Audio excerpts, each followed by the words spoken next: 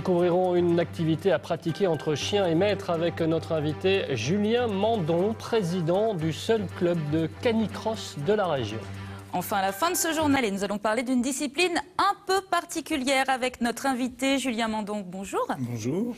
Nous allons parler de canicross. Alors, vous êtes président de Canipat 87. C'est le seul et unique club de canicross en Limousin, créé il y a un peu moins de 2 ans. Il compte déjà près de 50 licenciés.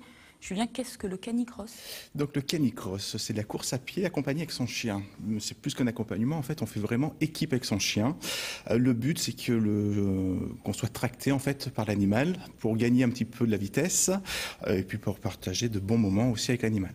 Alors justement, oui, avant de poursuivre notre conversation, je vous proposais justement pour que les téléspectateurs aient une idée de ce qu'est le canicross. Isabelle Rio et Thomas Milon ont suivi un entraînement avec le club de Bonnac-la-Côte. Regardez.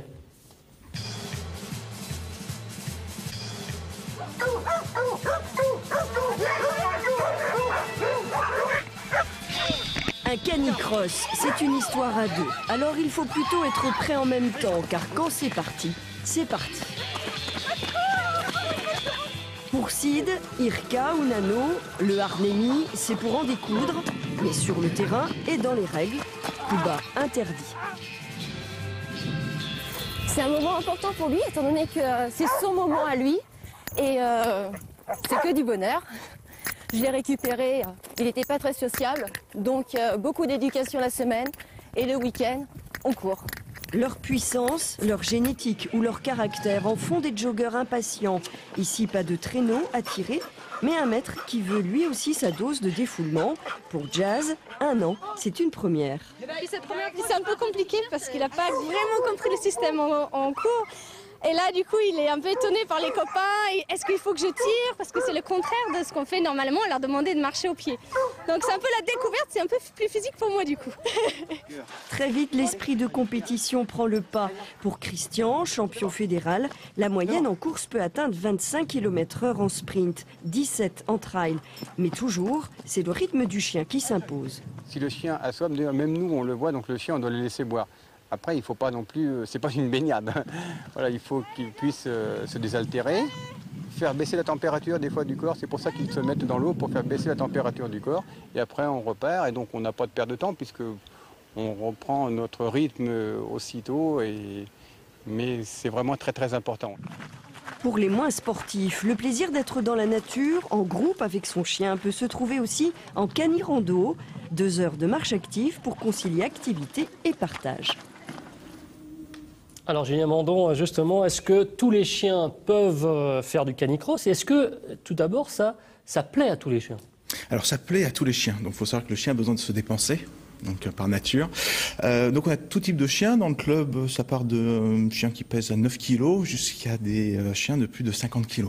Les chiens de chasse sont vraiment les champions du canicross. Alors voilà, loisir, tous les chiens sont adaptés. Après, si on veut vraiment faire la compétition pour aller très très vite, c'est vrai que tout ce qui est chien de chasse, type les braques, les pointers, sont des chiens qui sont vraiment adaptés parce qu'ils ont la vitesse plus la résistance. Là, sur ces images, on vous voit vous équiper, on voit le chien aussi s'équiper.